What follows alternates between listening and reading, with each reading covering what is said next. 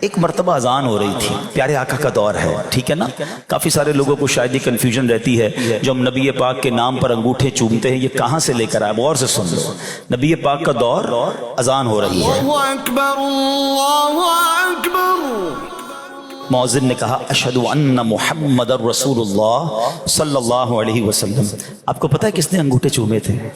ہاں، یار غار اور یار مزار، خلیفہ اول سیدنا صدیق اکبر نے جب نبی پاک کا نام سنا نا تو بے ساختہ اپنے انگوٹھوں کو چوما اور آنکھوں سے لگایا۔ سبحان اللہ، میرے آقا نے سنو کیا فرمایا، من فعل مثل ما فعل خلیلی، حضرت ابوبکر کی قسمت پر جان قربان۔ نبی پاک نے پتہ انہوں نے کیا کہا؟ فرماتے میرے پیارے دوست جیسا عمل اگر کسی نے کیا، میرے خلیل خلیلی، میرے خلیل جیسا، میرے دوست جیسا اگر کسی نے عمل کیا، فقد حلت علیہ شفاعتی، اس کے لیے میری شفاعت حلال ہو گئی۔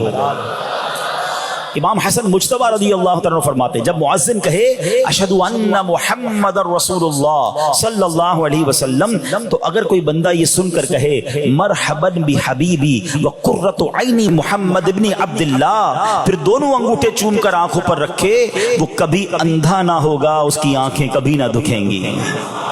اللہ اکبر۔ تو اے میرے پیارے اسلامی بھائیوں، جب اقامت میں سنیں، جب اذان میں سنیں، بیان میں سنیں، ہیں یہ محبت کی نشانیاں ہیں، اپنے آقا کے نام کو اپنے انگوٹھوں کو چومیں اور آنکھوں سے لگائیں۔ یاد رہے اب جب یہ چومنا ہوتا ہے نا اس میں آواز نہیں آنی چاہیے، ہاں بغیر آواز کے آپ نے یہ کام کرنا ہے۔ وہ شاعر کہتے ہیں نا، لب پر آ جاتا ہے جب نام جناب، منہ میں گھل جاتا ہے شہد نایاب، وجد میں ہو کہ ہم اے جاں بیتاب، اپنے لب چوم لیا کرتے ہیں، اور کیوں نہ چومیں، میرے آقا کا نام ہی ایسا پیارا ہے۔